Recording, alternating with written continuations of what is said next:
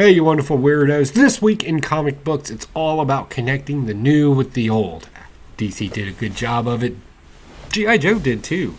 And, well, Marvel didn't do that good of a job of it. So we're going to break down these comic books. It's only 5. But first, I got to show you my coffee promos. Because I'm proud of them, and I want to be sure that you get a good cup of coffee. So check this out.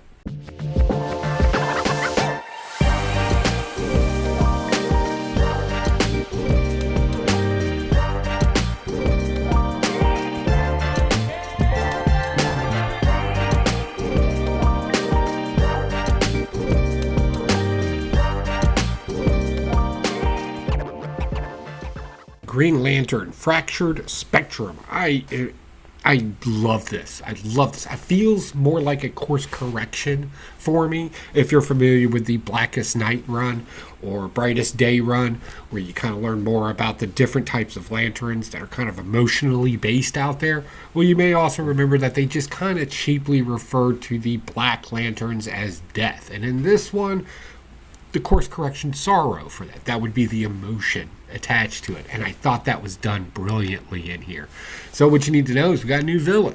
And he's got the power of the sad sads. Right? Just to keep everything kind of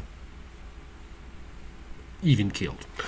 So what happens? This person's trying to find a particular book. He goes to the magical woo-woo library in space. Apparently whoever he infects with his ring powers, right? They get a sense of sorrow attached to them, a heavy, thick, piercing sense of sorrow. And later, crystals start to grow out of the person, right, because of this sorrow, right? That's kind of the death damage long-term effect, right? I liked this. I thought this was smart, the way that they did this. I thought it was brilliantly done. The artwork's okay in it. Like, they're trying a manga-type artwork in it, but it is kind of... like, it just doesn't work in some areas. The bigger pictures, big, bold action shots, it's beautiful. But then, like, the casual people talking things, it's just kind of unnecessary. But for the most part, I absolutely enjoy this story and where they're taking it. I also like the fact, and not to throw, like, you know, somebody like Sir Isaac Newton with his work with prisms and stuff like that. A prism's very important in this because it helps you translate the book into the other spectrums that the Lantern cores kind of represent, right? The white, the pinks, or velvet, or whatever they're calling it, fancy purple, right? Whatever those are, it kind of helps you translate into their deal too. I thought that was smart. And again, not to throw shade at, you know, Isaac Newton, total genius, but this particular type of prism that they're using was invented by William Nicol in 1800s. I believe it was Scottish. So I thought that was interesting that was kind of thrown in there. And I'm surprised I caught that myself, because immediately I would, the painting with Sir Isaac Newton holding the prism up, shedding the light, right? No, kind of doing this other thing. So I thought it was kind of cool. Some keys in here. This is a threat to all the Lantern cores out there that this being exists, Nathan, who's going around and affecting people with sorrow, right? He's kind of like he's kind of like the Black Plague, right? That's one way to look at it.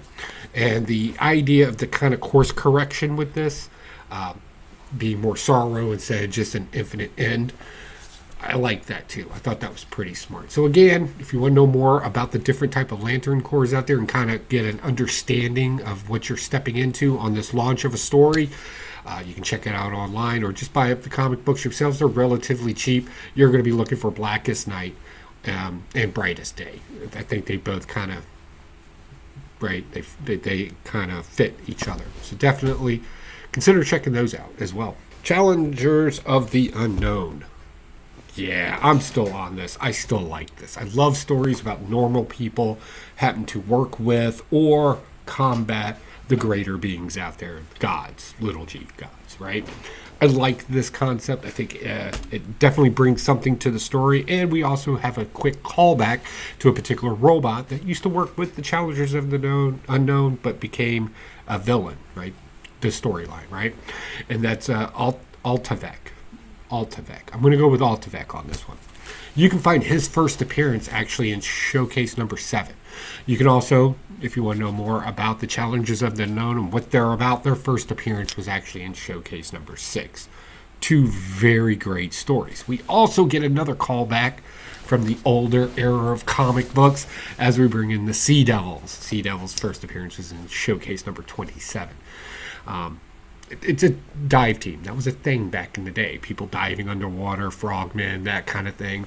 The entire team is a bunch of specialists in underwater whatever, skin diving or deep diving or salvage diving, whatever the case may be. And I always kind of thought they were kind of a cool group. Probably a little outdated for today's stuff, but I love the way that they kind of fit them in here to show that the Justice League Unlimited kind of wants everybody involved. But there's a little bit of a problem with the Justice League Unlimited is they're not being completely open and honest about everything that's going on. They're constantly keeping secrets back from the challengers of the known, who they put in charge of finding all these weird maladies. Also, our Ultravac character, who was obsessed with death before, is now obsessed with something else. You can say life, but it didn't clarify that in the book because of the disappearance of Darkseid. So this is definitely going to be a key as far as the absolute universe when the two universes eventually collide. And we see what happens there. So, yeah, I like this. I'm definitely on board with this. Want some more of this. All right, so right up off the bat, I am not the hugest fan of the New Gods, right? I did get issue 1 last week, reviewed it for you. Definitely check it out if you missed my review on that. But I am enjoying it now for what it is. And some people can make the argument that it's a little congested and convoluted, and you may not understand the characters completely. A good source for that is, of course, New Gods #1. It's a great read. It really helps you understand the characters that you're dealing with now if you're kind of lost in that. But Ram V has definitely taken up what is the past, brought it to the future, and these lenticular covers are something else. Like, there he is all strapping handsome, and then there he is for what he really is. And then this on the back, too. This is, unlike most lenticular covers, it's pretty neat. Not a huge fan of the artwork in this, but I will say you are getting 3 stories that are going to conclude into one, or collide into one. We have Mr. Miracle and his relationship, of course, with Barta, and the fact that they have a child. Orion's going to come kill the kid, so now they got to go fight Orion. Right? Boom. He's kind of like the lapdog of the Elder God, if you will. The Elder God wants the kid dead. Right? But there may be a misunderstanding here because there is a child in India who has all the God powers. Like, it is the God.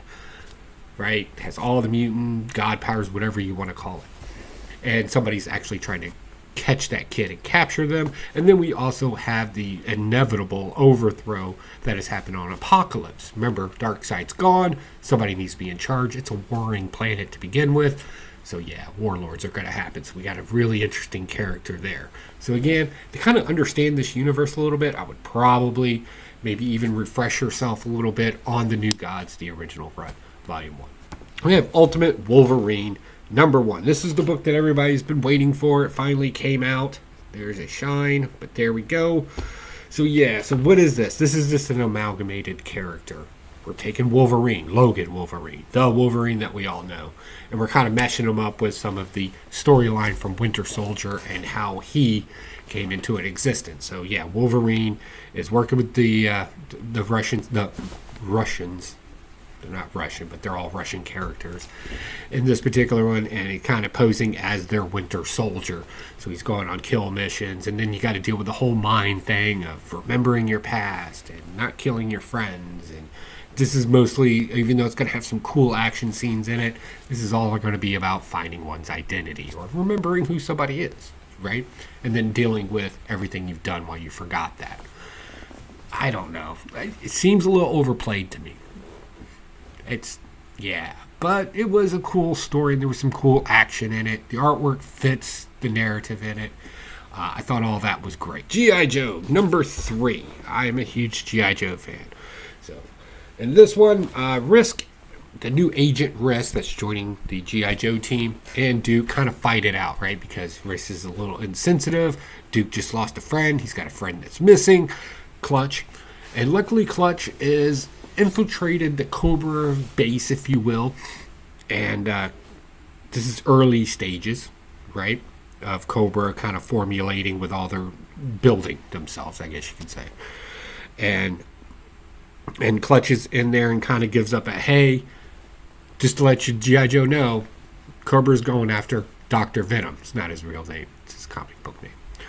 Right? So, you may want to go get him first. I'm going to try to beat feet and escape out of here. We also find out that Cobra-La is still a thing. You may remember them from the cartoon animated movie, which was phenomenal.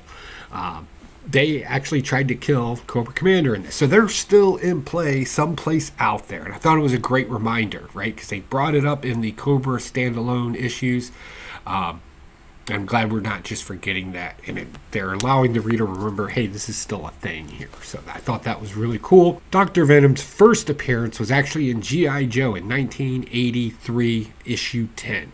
So you may definitely, again, I think this is going to be one of those characters. It's going to play a small part to kind of help introduce us and kind of mold Dr. Mindbender, who we have seen in the Energon universe. So we may be getting him again, because that was kind of always their deal, right? One kind of mentored the other with a bunch of brain scanning type of technology.